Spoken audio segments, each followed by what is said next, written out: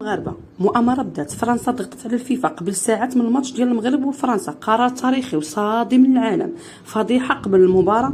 شنو دارت فرنسا باش تخرب الماتش ديال المغرب؟ الفيفا كتستسلم وعمرها ما وقع هادشي، وبسبب الضغوط ضد فرنسا فيفا دارت القرار خاطر ضد المغرب قبل المباراه بساعه. سمعوا هادشي وهاد الخبط اللي دارت، سمعوا القرار التاريخي. فيفا قررت ترسل حكام تقنيه الفار للملعب، يعني ماشي غادي يبقاو في المركز ديال البث نتاعهم بعيد على الملعب، غادي يجلسوا حدا الحكام داخل الملعب. هادشي عمره ما وقع في التاريخ.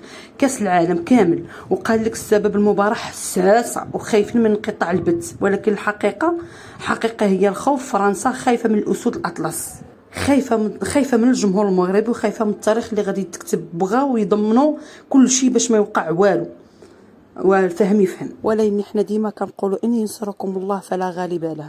حنا معنا الله، سوا ربحنا وسوا خسرنا الحمد لله. عرفنا قيمتنا وعرفنا اننا ولينا نزعزعوا المنتخبات الكبار، وقضيه ماشي كره. دابا غير باش الناس تفهم لك، يقول لك لا دايرين نفتح على كره، قضيه بعيده على كره جات غير باش كتوضح بزاف الامور ديال السياسه. وفرنسا عندها بزاف الاهداف، وبدات كتقول بان افريقيا بدات كتخرج من يدها. المهم ما بغيتش ندخل بزاف ديال الامور. نتمنى الفيديو ينال الاعجاب نتاعكم، متنساوش تبارطاجيو هذا الفيديو. واخبار حصريه، واللي غيقول لي خبر غير صادق، الخبر صادق وخارج من الجزيره. عاد دابا ما كاملش حتى 10 ديال الدقائق باش خرج هذا الخبر وكان رسمي.